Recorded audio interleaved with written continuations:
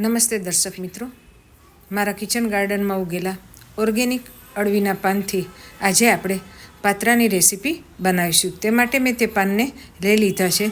થોડા નાના છે, તેને ધોઈ સાફ કરી અને વચ્ચેની જે જાડી દાંડી હોય છે તેને કાપી લીધી છે અને તેને ઝીણા ઝીણા સમારી લીધેલા છે.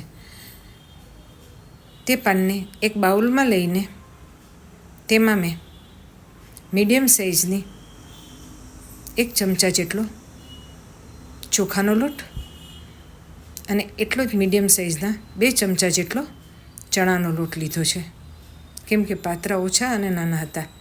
ત્યારબાદ તેમાં બધા મસાલા કર્યા છે. લીલા મરચાંનો પાવડર, લસણનો પાવડર, છીણેલું આદું, ગોળ, 1 લીંબુનો રસ, થોડો અજમો તેને હાથથી મસળીને નાખ્યો છે, પ્રમાણસર મીઠું,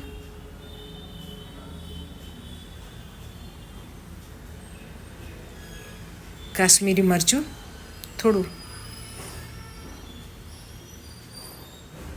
ગરમ મસાલો,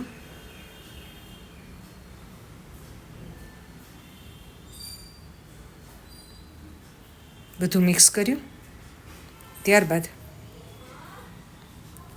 થોડો હળદરનો પાવડર પણ નાખવાનો રહી ગયેલો, તે નાખ્યો અને મિક્સ કર્યું અને પાણીથી મીડિયમ થીક એવું ખીરું બનાવી દીધું.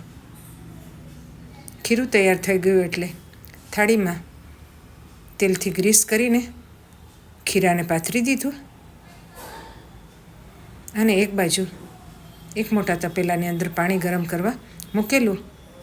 તેમાં મેં સ્ટેન્ડ મૂકેલું, તેની ઉપર થાળી મૂકી દીધી અને આશરે મીડિયમ તાપ ઉપર 10 થી 12 મિનિટમાં તેને બાફી લીધી અને ચપ્પુથી ચેક કરી લીધી કે થાળી બરાબર થઈ ગઈ છે. ત્યારબાદ તેને નાના પીસ કરી તેલ મૂકી તેમાં રાઈ, જીરું અને લીમડાના પાન અને હિંગનો વઘાર કરી અને પાત્રા તૈયાર કરી લીધા.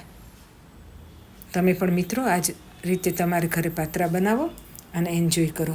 ફરી મળીશું. વિડીયો જોવા બદલ ખૂબ ખૂબ આભાર. Thank you.